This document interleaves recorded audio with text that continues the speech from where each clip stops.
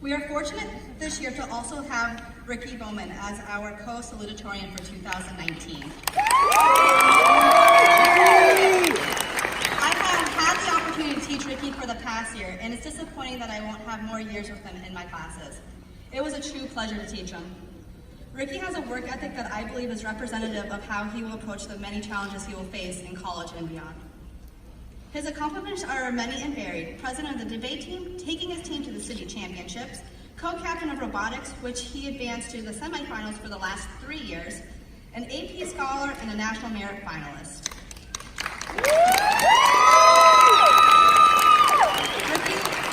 Ricky will be attending Texas A&M University in the fall while double majoring in mathematics and biochemistry. The staff and I congratulate you on your tremendous success and wish you all the best in this next exciting chapter of your journey. Congratulations, Ricky. Please join us on stage.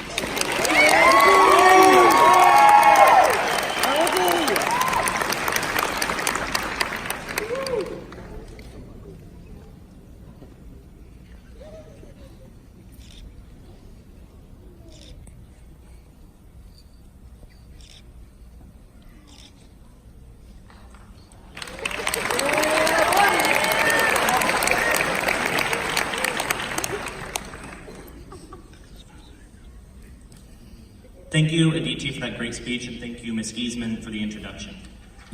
Good evening. Before I begin, I'd like to give a big thanks to everyone who's helped me to get me to where I am today. Firstly, and most importantly, I'd like to thank the Almighty God above for bestowing upon me the blessings that I've had so far, and for all the blessings that are to come. All glory to Him.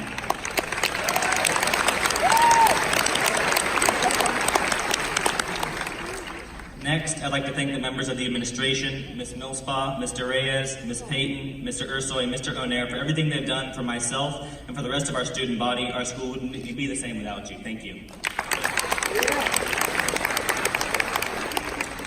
Thirdly, I'd like to give a big thanks to everyone in my family who has encouraged me and believed in me since the beginning. Nina, Jay, Tanya, my Aunt Samira, Nana, my mom and dad, and Mimi and Pap above, thank you. Thank you for always knowing and believing that I could do whatever I set my mind to, for being my inspirations and guides for me when I truly needed it. Thank you for being my rocks, my foundations on which I could lean when life got tough.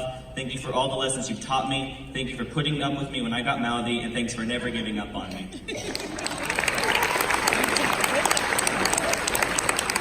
Oh yeah, and my brother Ray, you're pretty good too. All jokes aside, my brother has not only been a supporter, but someone who's propelled me to where I am today. The hardest worker I've ever met, the absolute kindest and most caring brother I could be blessed with. Thank you for all the help you've given me throughout the years. I wouldn't be on the stage if it weren't for you, Ray. Thank you.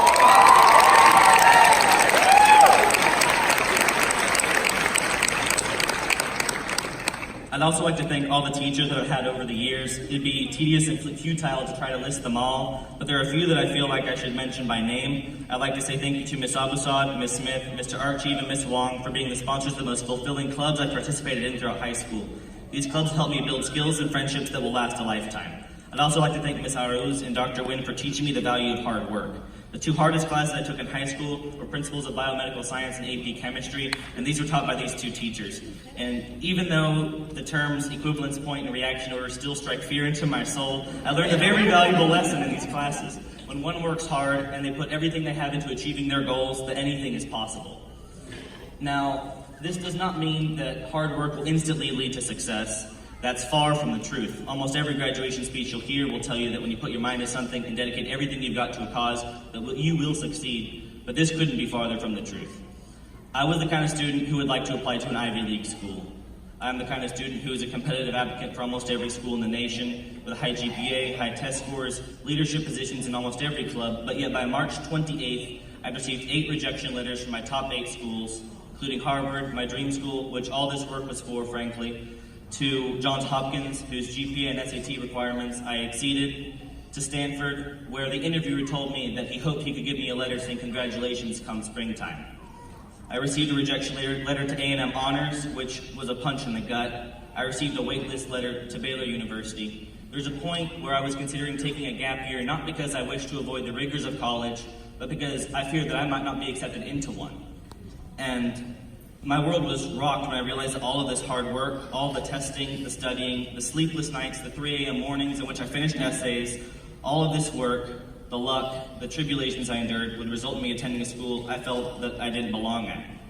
At the time, I felt that A&M was a sort of consolation prize and would not be something that could help me fulfill my goals. But I'm still going to focus on my goals. No matter where I go, my name is still Ricky. I'm still going to be that same student. No matter what path I take, no matter how long it takes me, I will get to where I want to go.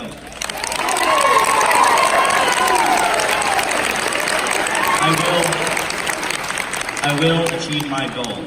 And the reason is because I have a goal, and no teacher, no boss, no parent, no friend, no foe, no admissions department, nobody can tell me what I will be but me.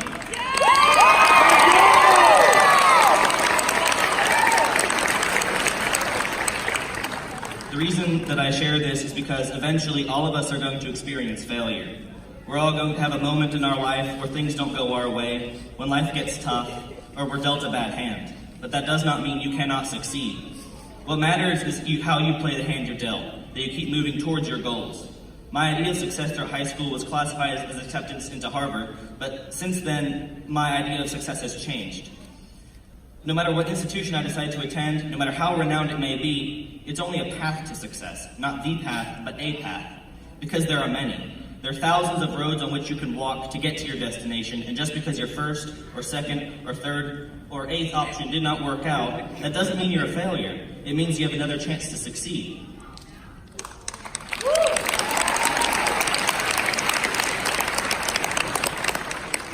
Michael Jordan was cut from his high school basketball team his sophomore year in high school, yet he's the greatest player to ever play the game. Steve Jobs was fired from Apple, yet he was eventually rehired and led it to be the most profitable company in the United States. James Dyson created 5,126 prototypes of a bagless vacuum before he finally succeeded, and now he's worth over $5.7 billion and has created the best-selling vacuum in the world. That's 5,126 paths on which he could have given up, where he could have turned around, where he could have not continued, but the only failure in my book is the failure to try. Nobody expects to fail, but you must always be prepared for it. Dyson did not view these failed prototypes as failures, but lessons on which he could grow, reasons to keep on trying. He used them to improve, and I challenge you to do the same. When I look around this room, I see millions of dollars in student debt. I see fruitless job pursuits, I see legal problems, and I see emotional conflict, but that's not all that I see. I see the doctors who will cure diseases once thought incurable. I see engineers building our self-sustaining cities of tomorrow. I see teachers spreading knowledge to the underprivileged, to those who go without. I see politicians leading our country into an era of unmatched equality and success. I see the movers of mountains. I see those who did not give up or back down in the face of their challenges but kept on going, those who will never give up. When challenges come, and they will come, do not back down, do not give up, do not tell yourself that you have failed, because there is a wall in your way. Go around it, go over it, go through it, because it does not matter how long the path you walk is, nor how winding and dark and difficult it may be. What matters is that you get to where you're going, that your final goal is reached, that you did not fail, but that you succeeded. I know that I will succeed. Will you? Thank you.